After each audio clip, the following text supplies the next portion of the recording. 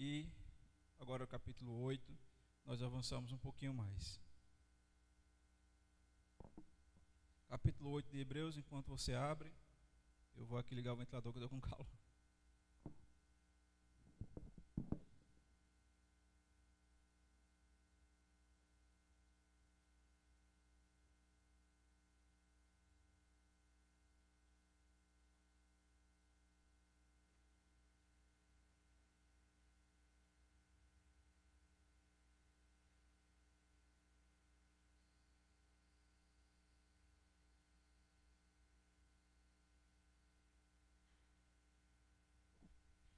Pronto, Gustavo esqueceu, foi providencial, foi obra do Senhor.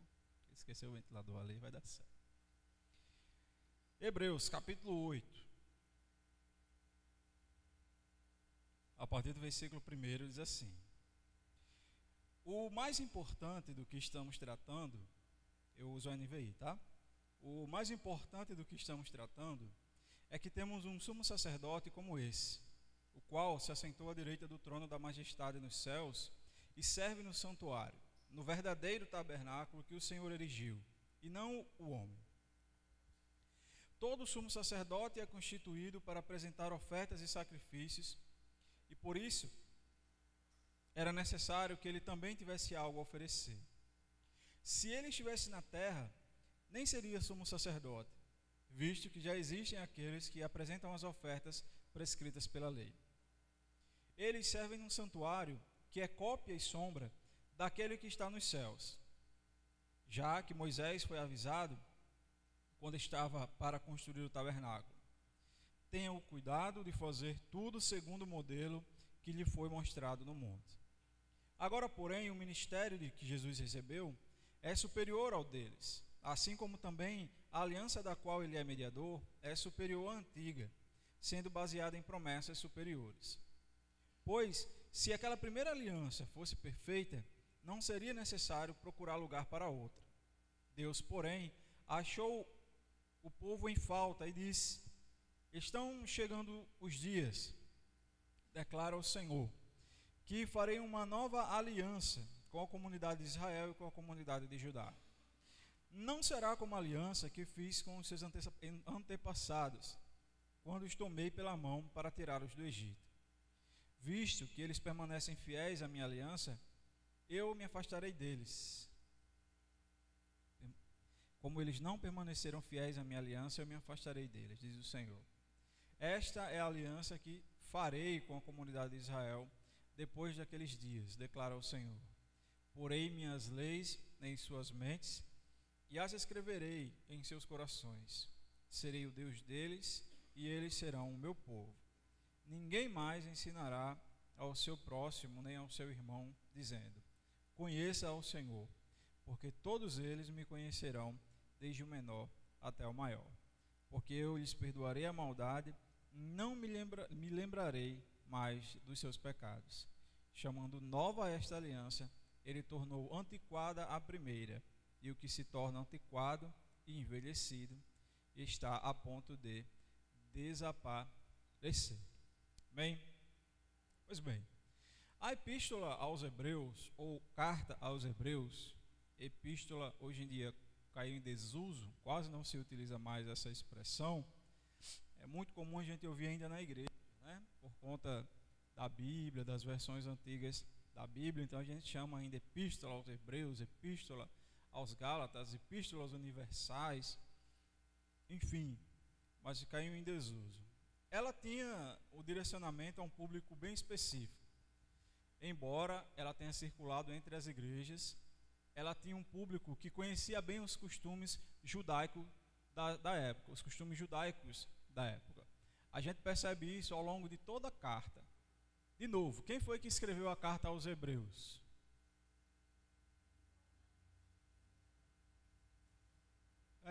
Quem foi? Ninguém sabe. A gente não tem certeza. Alguns dizem que foi Paulo, outros dizem que foi Tiago, outros dizem, enfim, Mateus.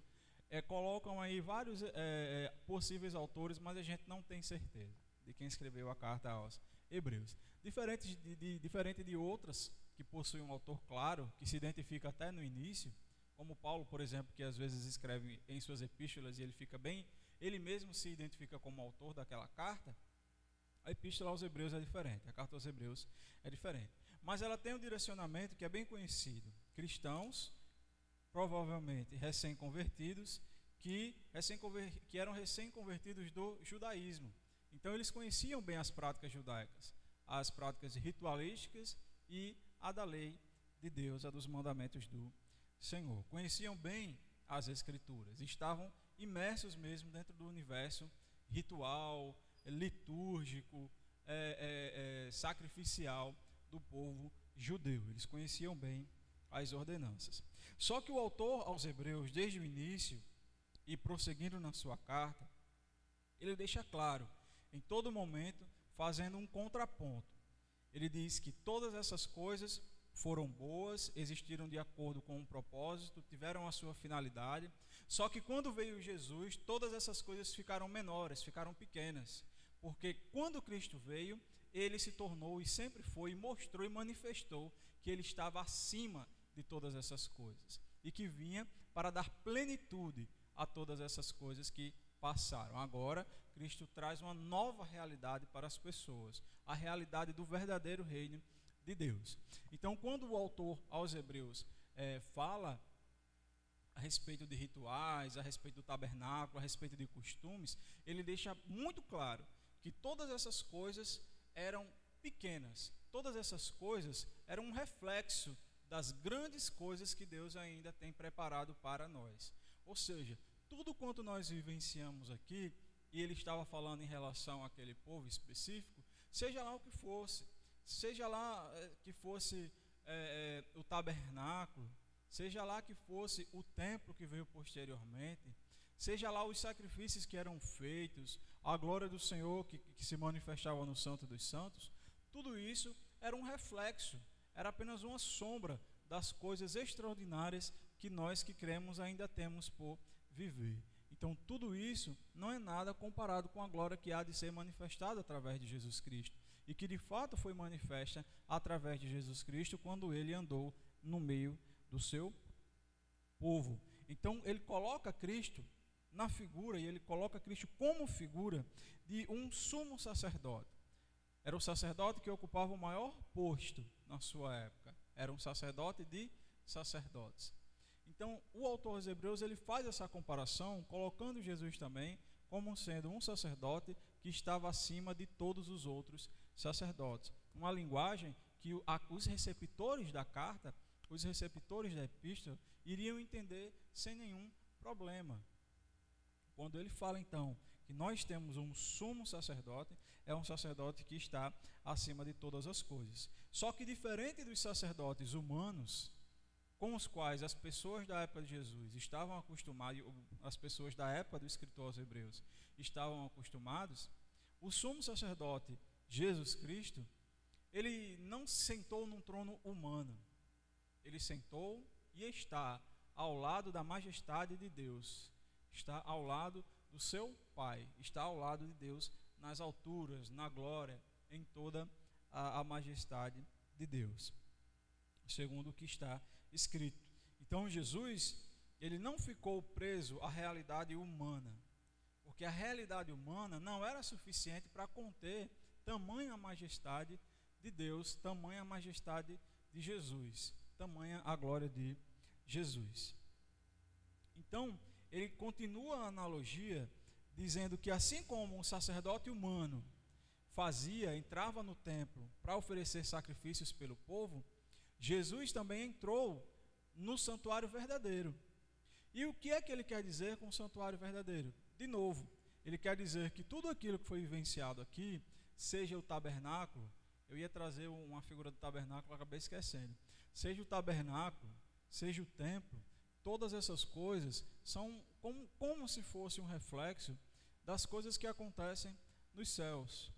Então, se nós aqui temos inúmeras referências, por exemplo, de belas paisagens, quando nós as contemplamos, tudo isso é ínfimo, é pequeno, comparado com a grandeza do paraíso, comparado com a grandeza do reino de Deus. Do mesmo jeito, o templo era Do mesmo jeito era o tabernáculo. Tudo isso não era verdadeiro. O verdadeiro tabernáculo se encontra no reino dos céus, no reino de Deus. Segundo diz a Escritura, é o verdadeiro tabernáculo que Deus erigiu, ou seja, que Deus levantou e não o homem. Mas é importante que a gente saiba também que o autor aos Hebreus, ele não quer dizer literalmente que existe um tabernáculo nos céus, ou que existe alguma forma de templo nos céus. Todas essas coisas são metáforas, vamos dizer assim, para que nós venhamos a entender que tudo aqui é passageiro, que tudo aqui, por melhor que seja, ainda não é a plenitude, que tudo aqui, por mais grandioso que possa parecer, ainda não é nada, ainda não pode ser comparado com a grandeza das coisas que estão preparadas para nós no reino de Deus. E de novo, ele faz comparações entre o sumo sacerdote Jesus e o sacerdote humano. Qual é a diferença? O sacerdote humano, quando ele entrava no templo, quando ele precisava oferecer sacrifícios pelo povo, pelos pecados das pessoas, ele também precisava oferecer um sacrifício por si mesmo. Por quê? Por que ele precisava oferecer um sacrifício por si mesmo? Porque ele também era um pecador, porque ele também tinha pecados, então ele também tinha contas a prestar diante de Deus. E Jesus, qual é a diferença? Jesus não tinha pecado, então ele não precisou oferecer um sacrifício por si mesmo. Pelo contrário, ele se ofereceu como sacrifício pelos pecados das pessoas. Nisso está manifesto o grande amor que Deus tem para conosco, segundo diz a Escritura Sagrada, segundo diz o texto sagrado. Cristo morreu por nós, sendo nós ainda pecadores. A fundamental diferença desse sacerdócio, que ele faz essa comparação, é que o nosso sumo sacerdote Jesus Cristo não precisa oferecer sacrifícios por ele mesmo. Nunca precisou oferecer sacrifícios por ele mesmo.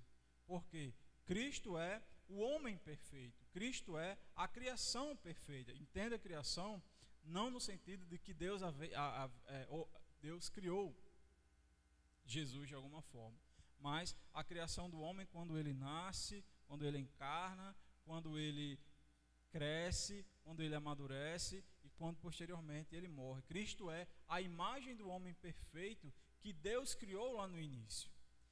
O homem deveria ser a imagem que Cristo mostrou para nós. O homem deveria se portar como Cristo se portou quando foi criado. O homem foi criado para ser a semelhança de fato de Jesus. Então Cristo é o homem perfeito. A gente sempre traz para a nossa lembrança o Cristo glorioso, e é verdade. Eu acho extraordinário pensar que Cristo é glorioso, é majestoso, que toda a sua glória não pode ser entendida pelo pensamento humano. E às vezes a gente esquece que Cristo é humano, Cristo é homem, Cristo é ser humano. Ele fundiu, juntou, uniu as duas naturezas numa só, quando ele encarnou, quando ele nasceu de uma virgem. E essas duas naturezas não podem mais ser separadas. Tanto que a própria palavra de Deus, o Novo Testamento, diz o quê? Diz que há um que intercede por nós. Quem é? Jesus Cristo, homem. Então, Jesus como ser humano também intercede por nós. Ele é a linhagem perfeita. Ele é o ser humano perfeito, que intercede por nós diante do Pai, como homem, mas também como Deus. São duas naturezas que são inseparáveis de Cristo, uma vez que ele encarnou, uma vez que ele nasceu de uma virgem. Cristo é a imagem perfeita do ser humano, é a imagem perfeita da criação. Tudo aquilo que Deus queria para o ser humano, quando Deus o criou, foi manifesto em Jesus Cristo, porque o ser humano não foi capaz de ser aquilo que Deus havia projetado para que ele fosse.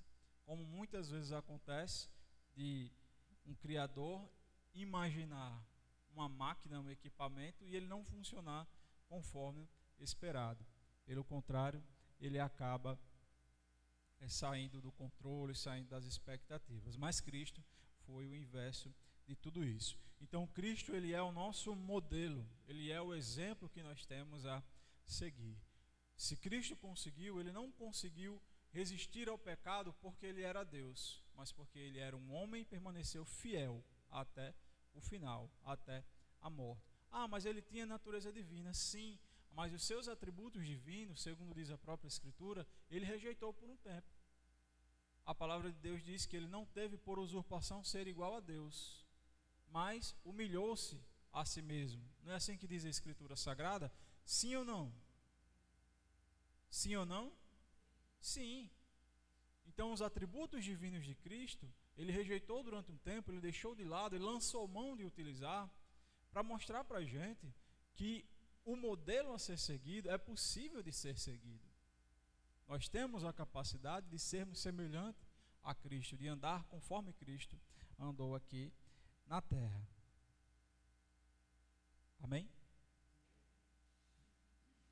Durma não. Estou terminando, já eu termino. Pois bem,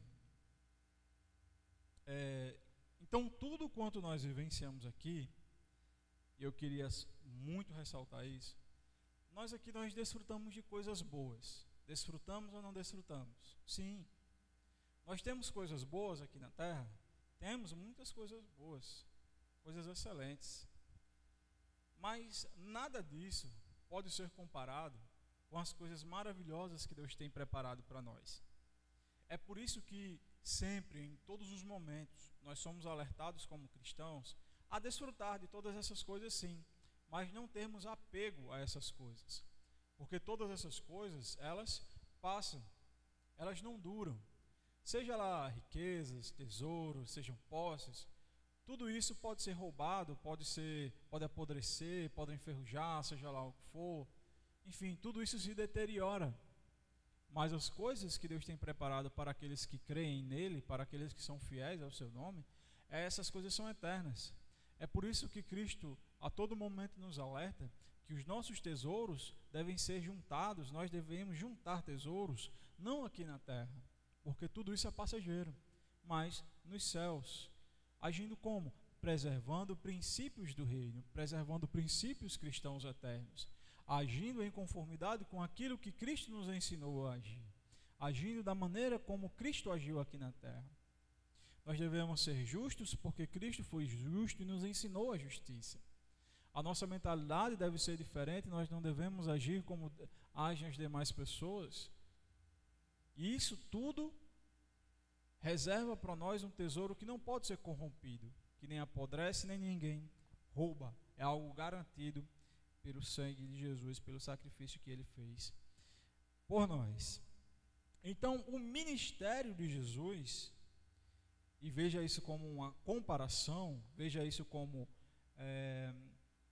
algo que, como a missão, não é porque a missão é estranho, mas como o propósito de Cristo, que Cristo recebeu, acaba sendo superior dos sacerdotes humanos, porque ele veio para salvar todas as pessoas, e não simplesmente para oferecer sacrifício pelos pecados dos outros e seu próprio, porque ele não tinha, mas é superior, porque o sacrifício que ele também fez é superior a qualquer outro sacrifício que qualquer homem possa fazer. E assim também como fazendo um sacrifício que é maior e é melhor, em vários sentidos, melhor quantitativamente e qualitativamente, também a aliança que Cristo se propôs a fazer com as pessoas é maior. Porque enquanto a aliança antiga estava limitada pelos sacrifícios, limitada pela postura humana, limitada pela desobediência e etc., essa aliança que Cristo propôs está muito além. Porque ele não sacrificou bodes, ovelhas, carneiros, não. Ele não sacrificou pombinhos, seja lá quais forem os animais. Ele se entregou por nós. Ele entregou a sua vida. E foi a vida do Rei dos Reis e Senhor dos Senhores que foi entregue por nossa causa. Então essa aliança, ela tem um peso maior. Ela é maior do que a aliança anterior. Porque ela não foi conquistada com sangue de animais, mas com o sangue do próprio Filho de Deus. Então essa aliança, ela é superior à antiga. E é muito importante a gente aprender isso, porque existem muitas discussões em torno se nós devemos ainda, por exemplo, obedecer às diretrizes do Antigo Testamento. Já tem muitos cristãos, inclusive, que dizem que o Antigo Testamento deveria ser esquecido. Eu lembro que certa vez eu estava assistindo uma entrevista numa rede de TV cristã, da Assembleia de Deus, inclusive, e estava entrevistando um cantor, que até hoje eu não sei se ele cantava secular ou gospel, mas enfim, estava entrevistando esse cantor. Ele disse que para ele o Antigo Testamento devia ser esquecido, deveríamos só ficar com o Novo, vamos rasgar a Bíblia num terço dela, né? 2 terços dela vamos jogar fora. E na minha concepção ele estava completamente equivocado. Veja, a nova aliança que Cristo nos concedeu, que é o Novo Testamento que a gente chama, né? Mas a nova aliança que Cristo nos concedeu, ela não está limitada apenas pelas escrituras do Novo Testamento. Não é só pela letra no papel. Existem muitas coisas em torno disso. A aliança antiga que Cristo invalidou não é as escrituras do Antigo Testamento. É a forma como as pessoas entendiam a lei. Cristo trouxe a interpretação plena de tudo aquilo que as pessoas estavam cumprindo até a sua chegada. Ele trouxe a verdadeira justiça que é extraída da lei também, que é extraída das Escrituras. Então, o nosso entendimento e a nossa postura em relação ao Antigo Testamento é de que ele contém princípios extremamente proveitosos para a nossa vida como cristãos. Nós devemos entender que aqueles que anunciaram as boas novas de Jesus, como Paulo, como Pedro, como Tiago, como Judas, como João, todas essas pessoas foram influenciadas também pelas escrituras do Antigo Testamento. Essas pessoas foram influenciadas, mas em que sentido? Elas conseguiram enxergar que a plenitude das escrituras do Antigo Testamento se completavam em Cristo. Então, quando Cristo veio, ele manifestou a verdadeira justiça que estava oculta aos homens no Antigo Testamento, nas escrituras do Antigo Testamento. Então, quando os homens entendiam que era olho por olho, dente por dente, dente por dente, assim, né? Já sei falar dente por dente. O que de fato havia de ensino proveitoso naquilo era que nós perdoássemos os nossos irmãos, que nós amássemos os nossos irmãos, que nós fôssemos capazes, que o seu povo fosse capaz de agir independentemente se houvesse essa restituição ou não. Mas até aquele momento essas coisas estavam ocultas a todos os seres humanos. Mas quando Cristo veio, tudo isso foi manifesto. Tudo isso ficou aberto aos olhos do seu povo, aos olhos dos seus. Amém? Então, quando Deus propõe a nova aliança com Cristo, Ele não está invalidando a lei, não está invalidando os profetas, não está invalidando os salmos, porque todas essas coisas apontavam para Cristo. A finalidade da lei, afinal, a finalidade da lei era Cristo. Todas as coisas que foram anunciadas, desde Gênesis até Malaquias, todas essas coisas apontavam para Jesus. Todas essas coisas teriam a sua plenitude, teriam a sua completude, teriam 100% do seu cumprimento em Jesus Cristo. Cristo, ele é o resumo, ele é a completude, ele é a plenitude, ele é a finitude da lei.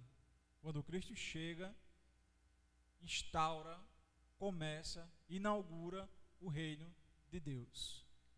Então veja, o que passou da antiga aliança é a necessidade de nós termos que sacrificar pelos nossos pecados, nós temos que cumprir rituais para poder, entre aspas, se aproximar de Deus. Nós temos um templo, um lugar certo, reservado, uma salinha onde nem todo mundo poderia entrar, só o sumo sacerdote. Mas não, quando Cristo veio, quando Cristo se sacrificou por nós, até o véu que fazia essa separação entre o santo e o lugar santíssimo, que nem todas as pessoas poderiam entrar, esse véu foi rasgado. A palavra de Deus diz que houve um grande terremoto quando Cristo rendeu o seu espírito, e o véu que separava, o véu que estava no templo, se rasgou de alto até abaixo. Então a glória de Deus, a manifestação da glória de Deus, que já em muitos momentos já não se limitava ao templo, agora ficou aberto para todas as pessoas. Todas as pessoas agora que creem em Cristo, que querem se achegar a Cristo, querem se achegar a Deus, têm livre acesso, porque a glória de Deus não está limitada a uma salinha, a um templo, a um local. A glória de Deus agora está acessível a todas as pessoas. E ainda mais, um fato extraordinário, de que aqueles que creem recebem para habitar dentro de si o Espírito Santo de Deus. Então o autor aos Hebreus, em todo momento, ele deixa claro para a gente, de que Cristo é superior a tudo aquilo que veio antes, que Cristo é a completude, Cristo veio completar, Cristo veio para manifestar a perfeição que havia. Então, Cristo ele veio para mostrar às pessoas, como é que eu posso dizer assim? Ele veio para mostrar às pessoas que coisas melhores haviam, e tudo aquilo que existia até então era apenas uma sombra das coisas maravilhosas que ele promete para nós. Até na nova aliança, até nesse novo começo, as promessas que haviam antes também se tornaram pequenas. Porque antes as pessoas esperavam que Deus iria reuni-los para ser uma grande nação aqui na terra, diante dos outros homens. Mas com Cristo, a promessa da nova aliança foi muito melhor e muito maior. Porque Cristo agora não promete para nós que nós vamos ser uma grande nação, mas que nós teremos habitação junto com Deus, que nós teremos parte no reino de Deus. E isso é muito maior e muito melhor do que qualquer coisa que houvesse sido prometida para ser cumprida aqui na terra. As promessas que nós temos são muito maiores, melhores e mais perfeitas. Porque o que nos espera, ou pelo menos aquilo que espera aqueles que creem, não é uma vida cheia de regalias aqui na terra. A maior regalia que nós podemos ter é habitar junto do Pai em toda a sua glória. Porque nós não somos merecedores, mas Cristo, Deus, nos amando, Ele nos oportunizou estarmos com Ele um dia na sua glória. Muitas pessoas, muitos teólogos debateram a esse respeito, mas eu, como sou suspeito, eu gosto muito da comparação que Lewis faz nas Crônicas de Nárnia. No seu último livro, ele faz essa comparação quando, no momento final, no auge de finalização, olha o spoiler do livro, no auge da finalização do livro, quando todas as pessoas estavam próximas a ir para a nova Nárnia, que seria uma figura do paraíso, elas olham para a antiga Nárnia e dizem: peraí, essa daqui parece muito com a antiga Nárnia, mas é muito melhor. Então o reino de Deus pode ser que em algum momento até faça nos lembrar das coisas aqui da terra. Poxa, isso é muito parecido com o que eu via lá de grandioso na terra, mas é muito melhor, é muito superior. O que nós temos reservado para nós por parte do nosso Pai, do nosso Deus, é infinitamente incomparável com as coisas que nós temos aqui. Amém? Dúvidas? Não dúvidas? Sem dúvidas é muito, né? Então, Deus abençoe a todos vocês. Sem dúvida nenhuma. Sem dúvida nenhuma. Perfeito. Tanto nós temos acesso direto, temos a oportunidade de irmos à busca de Deus, quanto, e isso eu estava pensando nos dias atuais, mais recentemente, quanto também quando o véu se rasga de alto a baixo, a glória de Deus se espalha pelo mundo, né? Então, esse acesso ao Pai, ele é liberado para todas as pessoas. Não é mais por um povo. Lá em Romanos, por exemplo, a gente aprende que os judeus deveriam ser o exemplo para todas as nações. Eu acho que Isaías fala isso. O povo judeu deveria ser luz para todos os outros povos. Só que, infelizmente, a ruindade humana, como a gente diz aqui no Nordeste, limitou isso. Eles não foram capazes, mas Cristo nos oportunizou isso, de termos acesso, livre acesso à graça, à glória e à majestade do nosso Deus. Amém. Eu queria convidar o pastor